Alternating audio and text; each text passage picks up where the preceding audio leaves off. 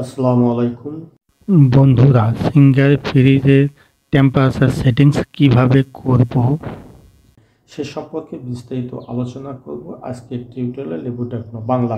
তো বন্ধুরা, এর জন্য ধৈর্য সহকারে পুরো টিউটোরিয়ালটি দেখবেন, ভালো লাগলে লাইক দিবেন, শেয়ার করবেন বন্ধুদের মধ্যে, আর অবশ্যই আমার চ্যানেলটি সাবস্ক্রাইব করে অল নোটিফিকেশনে ক্লিক করবেন এবং ফেসবুক থেকে যারা দেখছেন পেজটি ফলো করে পাশে থাকবেন পরবর্তীতে নতুন নতুন টিউটোরিয়াল পাওয়ার জন্য।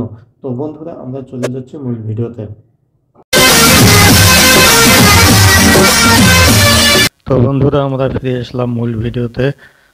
তো কিভাবে সিঙ্গার ফ্রিজের টেম্পারেচার সেটিংস আমরা করব সে সম্পর্কে বিস্তারিত আলোচনা করার জন্য চলে আসলাম মূল আলোচনায়। তো বন্ধুরা, বাংলাদেশে বিভিন্ন ব্র্যান্ডের ফ্রিজ রয়েছে। তো সবচেয়ে ভালো মানের এবং উন্নত মানের একটি ফ্রিজ বলা চলে সিঙ্গার ফ্রিজ। আর এই সিঙ্গার ফ্রিজের টেম্পারেচার সেটিংস আমরা কিভাবে রাখলে আমাদের মালামালগুলো সহ ফ্রিজের গুণগত মান সব দিক দিয়ে ঠিক থাকবে সে সম্পর্কে আমরা আজকে আলোচনা করব।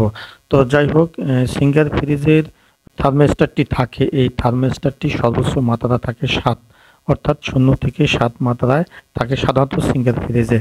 আর এই সিঙ্গার ফ্রিজের এই মাত্রাটি আমরা গরমের দিনে সাধারণত 4-এ রাখবো, অর্থাৎ আমরা সিঙ্গার ফ্রিজের তাপমাত্রাটি 4-এ রাখবো এবং শীতের দিনে 1 কমিয়ে আমরা 3-এ রাখবো।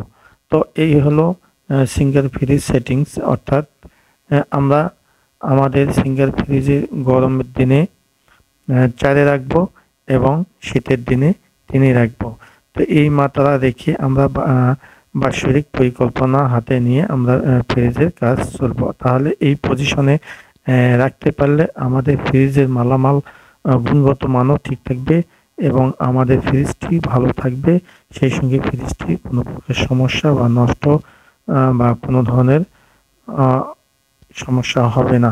তো এজন্য আমরা অবশ্যই আমাদের সিঙ্গার ফ্রিজের তাপমাত্রা অর্থাৎ থার্মোস্ট্যাটে আমরা মাত্রা গরমের দিনে 4-এ রাখবো, শীতের দিনে 3-এ রাখবো। তো বন্ধুরা, দেখলেন তো ভিডিওটি কেমন লাগলো? ভিডিওটি ভালো লাগলে অবশ্যই একটা লাইক দিবেন, সেই সঙ্গে বন্ধু বান্ধবদের মধ্যে শেয়ার করতে ভুলবেন না। আর ভিডিও সম্পর্কে আমাদের চ্যানেল সম্পর্কে কোনো প্রশ্ন থাকলে অবশ্যই কমেন্ট সেকশনে লিখে জানাবেন, আমি সেই অনুযায়ী উত্তর দেওয়ার চেষ্টা করব। তো বন্ধুরা, আজ পর্যন্ত সবাই ভালো থাকবেন, সুন্দর থাকবেন, সুস্থ থাকবেন। আল্লাহ হাফেজ।